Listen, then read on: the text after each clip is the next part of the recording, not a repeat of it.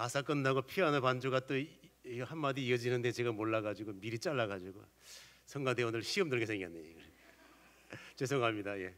자, 우리 옆에 계신 분들과 한번 사랑의 인사 나누게 해서 사랑하고 축복합니다. 예, 감사합니다. 참 은혜로운 찬양이었습니다. 우리 좋은 성가대 주신 하나님께 영광의 박수 한번 하겠습니다.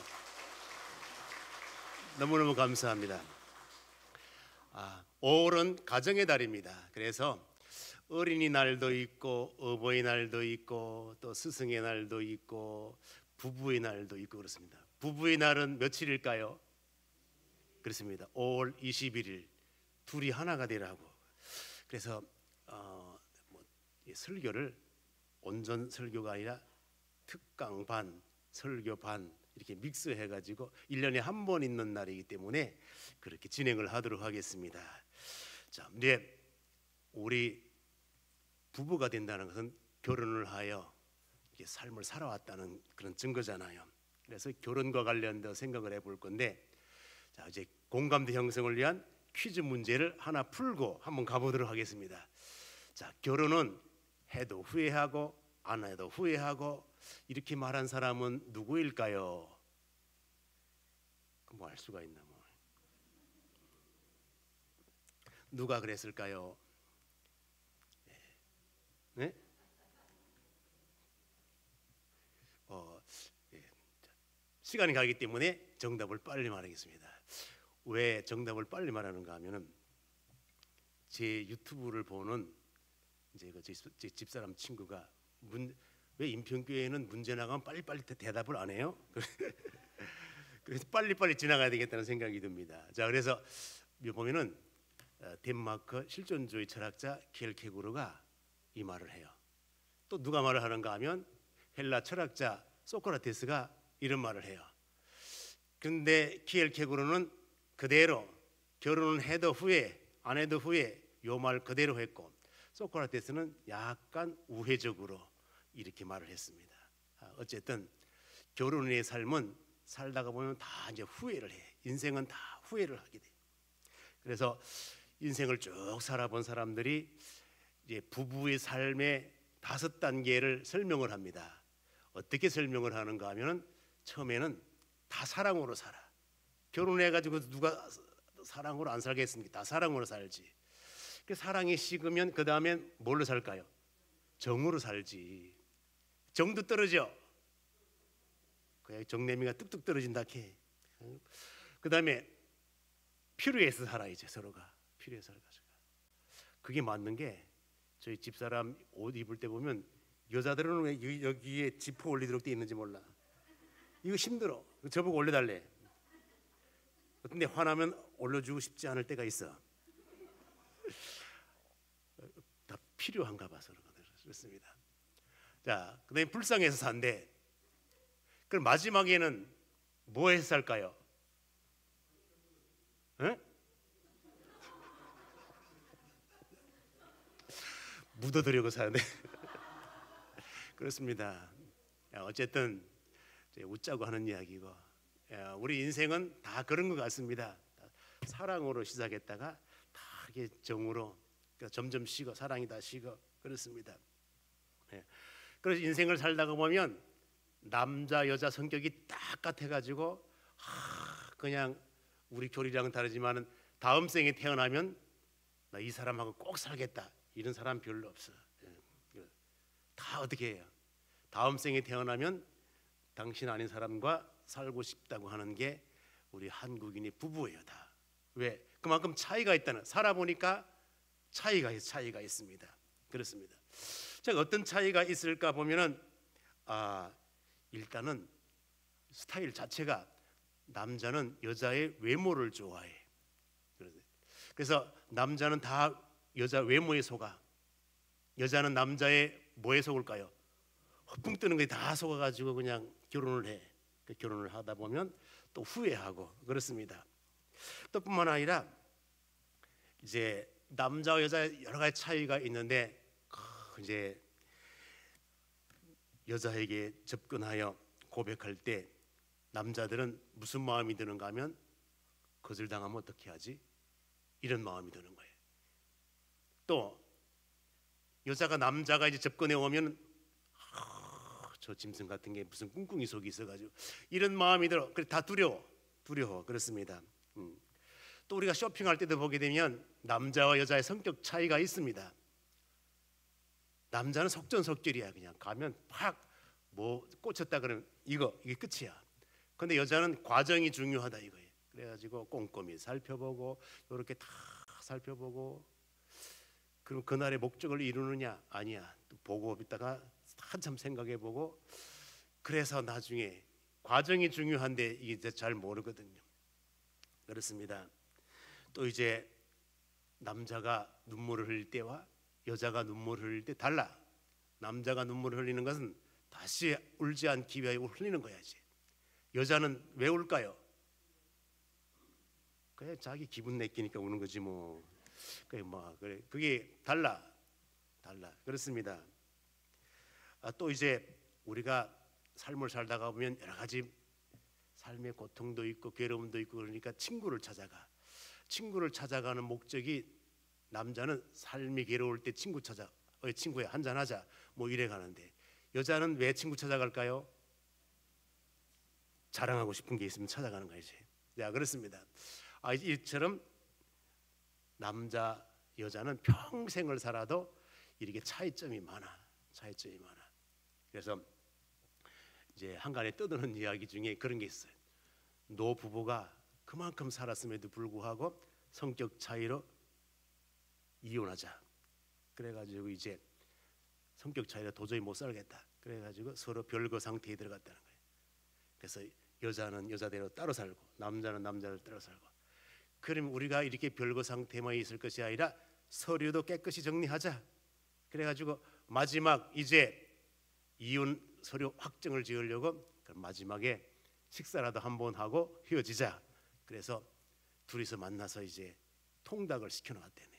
통닭을 시켜놨는데 남자 마음속에 그래도 마지막인데 내 아내에게 닭이라도 내가 손수 띄어가지고 줘야지. 그래 날개 쭉지를 띄어서 여자에게 줬다는 거예요.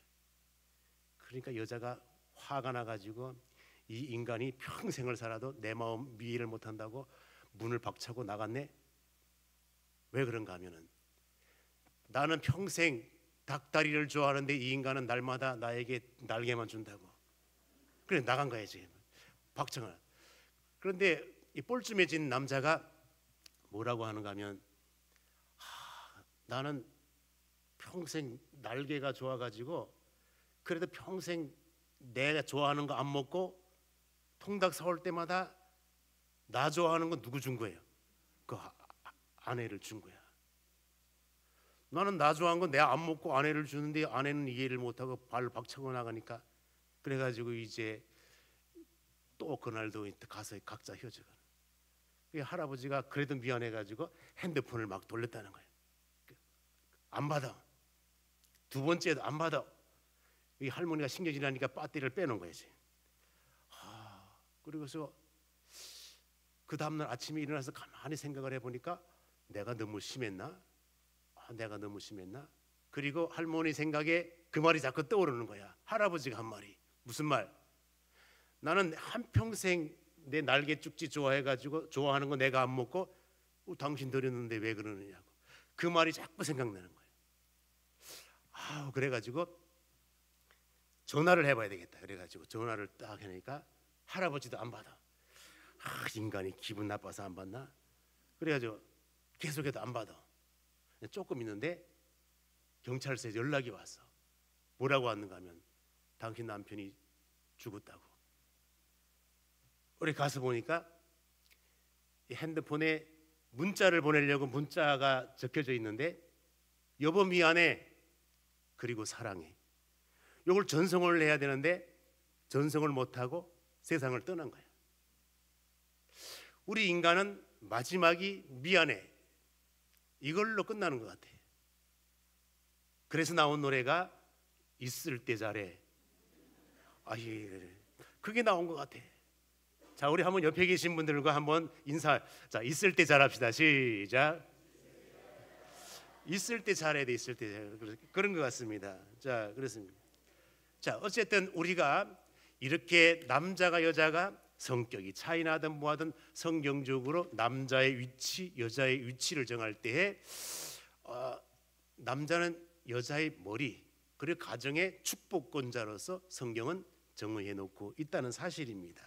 그렇습니다. 그러면 요 부분을 가지고 오늘 본문에 나오는 나발과 아비가일 부부가 살아가는 그 삶의 모습을 한번 조명을 해보자는 것입니다. 그리고 내 가정에 내 부부는 어떻게 살아가고 있으며 이런 것들을 한번 분석을 해보고 적용을 해보고 해보는 거예요. 그렇습니다. 그러면 이제 나발과 아비가일이 살아가는 이 가정의 모습을 보게 되면 일단 부유하다는 거예요. 어느 정도 부유한가 하면 양이 3,000마리고 염소가 1,000마리, 엄청나게 부한 거예요. 그래서 목사님 생각으로 부자라고 말하면 됩니까?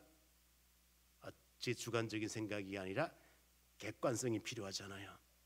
그러면 부자의 개념은 옛날이나 지금이나 다 이렇게 비교를 해야 되는데 성경 그 당시 상황으로 돌아가서 한번 재조명을 해보면 부자인 것만은 틀림없습니다. 오늘날 비교해도 부자예요. 왜 그런가 하면 여러분 양 3,000마리를 풀어놓았다. 여러분 상상이 돼요?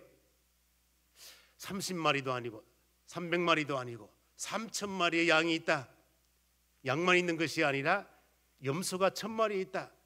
그러면 오늘날 개념으로 해도 어마어마한 땅이 있어야 되는 거예요. 또 이 3,000마리, 1,000마리를 양육을 하려면 혼자 가지고 안 되는 거예요. 그러니까 이것을 관리할 사원들이 엄청 많아야 돼요. 엄청 많아야 돼요. 또 뿐만 아니라 이 양만 키워가지고는 되고 안 되고 양들 하게 되면 젖을 짜야 되고 또 털을 깎아가지고 수입원을 만들어야 돼요. 수입원을 만들어야 되는데 거기에 대한 모든 인력들을 동원하고 일을 하려면 어마어마한 규모, 또 함께 일하는 사람들의 인건비를 주고 그러려면 어마어마한 돈이 필요해. 그러니까 다윗이 볼 때에 그 당시 상황으로 보더라도 나발과 아비가일 이 가정은 부자구나. 그렇기 때문에 오늘 성경 말씀 표현을 보게 되면은 다윗이 이 나발과 아비가일 가정 사원들을 보내면서 음식 좀 이렇게 가져와라. 음식 좀 가져와라. 저 집은 부자이기 때문에 얼마든지 음식을 줄 수 있다. 이렇게 판단하고 다윗이 그 당시 문화 배경으로 생각을 해볼 때 저 가정은 부자 이렇게 딱 성경이 정의해 놓았기 때문에 제가 나발의 가정을 부유한 가정이라 그렇게 말씀하는 겁니다. 성경 말씀 한번 볼까요? 자, 5절 6절 한번 보겠습니다. 5절 6절 다 같이 시작. 그 소년에게 이르되 너희는 갈멜로 올라가 나발에게 이르러 내 이름으로 그에게 문안하고 그 부하게 사는 자에게 이르기를. 됐습니다. 무하게 사는 자에게, 부하게 사는 자에게. 그 다윗이 그 당시에 문화적 개념으로 이렇게 볼 때에 나발의 가정은 부자구나. 부하게 사는 것. 그렇습니다. 부자게. 또 부자 정도가 아니라 성경은 심히 부자라 그랬습니다. 그러니까 엄청난 부자. 자, 우리 한번 2절 말씀 보게 되면 마온에 한 사람이 있는데 그의 생업이 갈말에 있고 그냥 부자가 아니라 무슨 심히 부하여. 그러니까 엄청 부자라는 거예요. 그렇습니다. 이렇게 엄청 부자에게 가가지고 떡 좀 달라 그러면 부스레기 정도 안 주겠느냐? 다윗의 계산이에요. 이렇게 엄청나게 부한 모습으로 살아가는 나발과 아비가일 부부의 모습이에요. 그런데 이 부부의 모든 형편을 보게 되면 서로가 좀 다른 점이 있습니다. 이제 아비가일은 총명하고, 이 총명하다고 할 때 모든 판단력이 있어서 무엇인가 하나를 착 내면은 하나를 가르쳐주면 열을 알고 열을 대처할 수 있는 능력이 있음에 대하여 총명한 여자라 그렇습니다. 또 용모가 아름답고 그랬습니다. 대부분 얼굴 예쁜 사람들은 공부를 잘해요, 못해요? 잘 못해. 그런데 이 아비가일은 얼굴도 예쁘고 공부도 잘하고 똑똑하고 뭐 그랬던 것 같아. 그래. 자, 나발은 어떨까요? 그런데 완고하고 행실이 악하고 이렇게. 여기 완고하다 이 한자 완자는 어떤 때 사용하는가 하면 융통성이 없고 고집불통이고 탐욕이 많고 교만하고 이런 데 다 쓰이는 단어가 완자예요. 그러니까 이 조금 머리가 돌아가고 융통성 있는 사람들은 어떻게 하고 어떻게 해야 이렇게 서로가 유익이 되고 이런 걸 아는데, 나발은 그런 게 없었던 것 같아. 융통성이 없어. 욕심이 많아. 탐욕이. 그렇기 때문에 여기에 보게 되면은 완고하고, 이건 마음 상태가 그렇잖아요. 근데 그 마음 상태에 있는 것이 아니라 행실이 악하고 삶으로 나타나 모든 사람들이 저 사람은 하는 짓이 양아치 짓이야 이거야. 지금 누구도 아는가 하면 자기 부인도 알아. 자기 부인도 알아. 우리 남편은 좀 많은 사람들에게 유익된 모습으로 참 바른 모습으로 살아가면 좋겠는데 마음도 완악하고 행실도 완악하고 다른 사람들이 다 저렇게 손가락질하며 이걸 자기 부인도 알아요. 이게 바로 삶의 모습이에요. 이 사람들의 모습. 그렇습니다. 그런데 이제 다윗이 이러한 사정을 다 부한 사정을 알기 때문에 다윗이 자기 부하들을 보내가지고 나발의 가정에 가서 떡을 좀 음식을 좀 가져와라. 이제 이것을 요구하는 명분이 뭔가 하면은 지금 다윗은 피난길에 있는 거예요.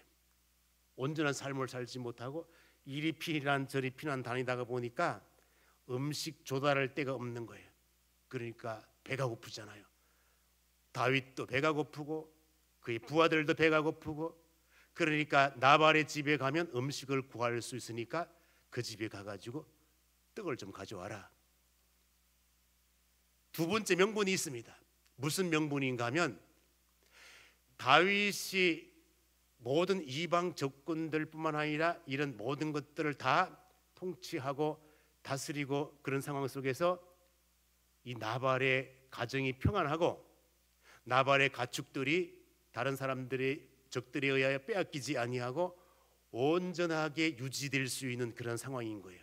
그러니까 다윗 마음속에 내가 이 정도 저 가정을 지켜줬으면 저 가정이 나에 대하여 무엇인가 조금은 해주겠지 하는 기대감을 가지고 내가 네 양떼들 다 지켜줬다 아이가.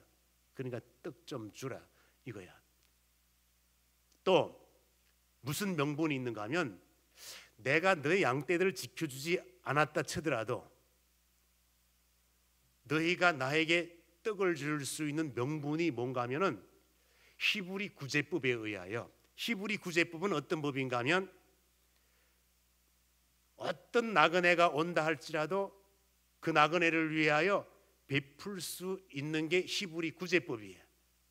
나그네를 위하여, 고아를 위하여, 과부를 위하여, 가난한 자들을 위하여 무엇인가 베풀 수 있도록 법적으로 그렇게 정해져 있기 때문에 네가 나에게 떡을 주는 것 이건 당연한 일이다 이렇게 생각하는 거예요. 그런 법이 없다 할지라도 또 무엇으로 떡을 얻을 수 있는 명분이 있는가 하면 사람은 살다가 보면 정이라는 게 있지 않나. 그 정이라는 게 뭔가 하면 그 당시 고대 건동 지방의 문화 풍습을 보게 되면 이제 타작을 하고 곡식을 거두고 추수하는 날은 잔치하는 날입니다. 너무너무 기쁘기 때문에 그날은 떡도 하고 음식도 하고 뭣도 하고 동네 사람들 다 불러가지고 우리만큼 다 풍년 들어가지고 추수한다. 그 잔치하면서 다 떡도 나누고 음식도 그게 고대 건동 지방의 풍속이야. 이스라엘의 풍속이고 다윗은 그것을 알아요. 그러므로 부자 동네 집에, 부자네 집에 좋은 날이라고 하는 것은 바로 추수하는 날. 양털 깎는 것도 추수의 일종이잖아요. 그러므로 양털 깎고 이렇게 하는 날이 바로 큰 수확을 올리고 추수하는 날이기 때문에 일하는 잔치하는 날이야. 그래서 좋은 날이라 성경은 표현을 하고 있습니다. 자, 한번 8절 말씀 한번 읽어볼까요?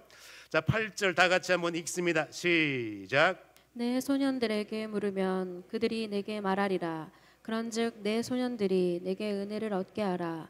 우리가 좋은 날에 왔은즉 내 손에 있는 대로 내 종들과 내 아들 다윗에게 주기를 원하노라 하더라 하라. 그렇습니다. 좋은 날 이렇게 치고 이게 오늘날도 마찬가지입니다.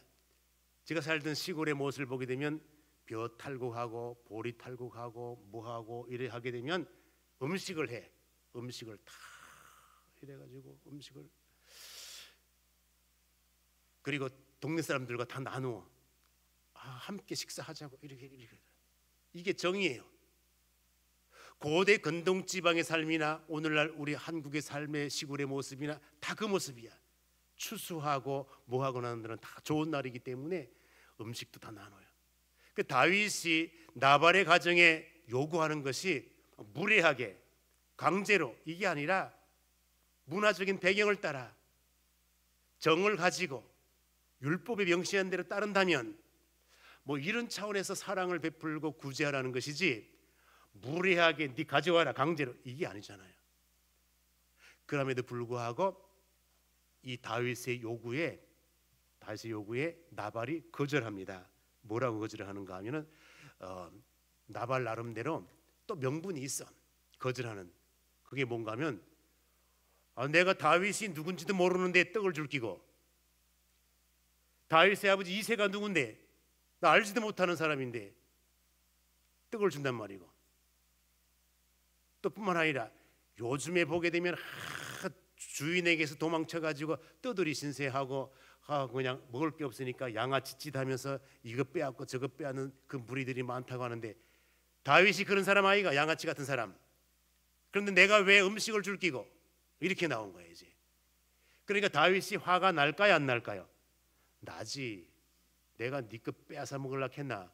그냥 정으로 좀 달라고 하는 건데 그리고 내가 당신들 양떼들 그만큼 지켜줬으면 그것도 생각을 해가지고 좀 줄 수 있는 건데 그래 딱 잘라 안 준다 하면 되나?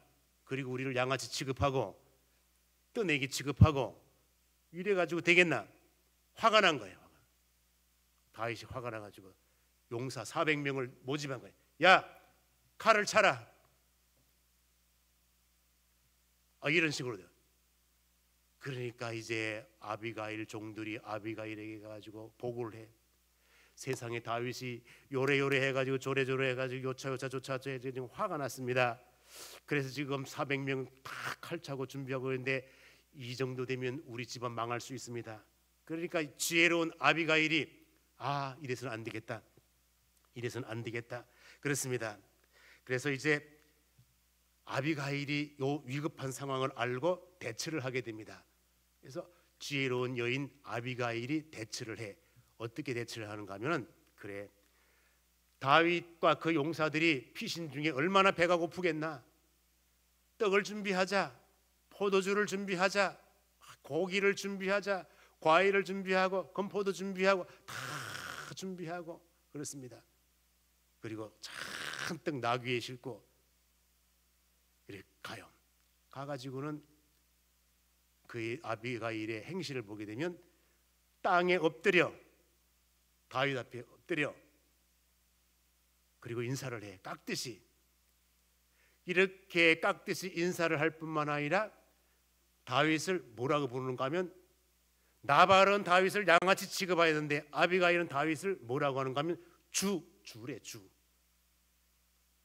이 정도 높여 호칭을 그렇게 해. 그리고는 또 다윗의 마음을 안정시키기 위하여 다윗에게 그렇게 말해. 너무너무 죄송하다고. 우리 남편요. 우리 남편 원래 불량한 사람이라고. 이렇게 표현을 해. 자, 그러니까 조금 우리 남편 좀 이해 좀 해주세요. 이 보니까 다윗이 너무너무 지혜로운 거야. 이 아비가일이 지혜로운 여인이구나. 참 지혜로운 여인이야.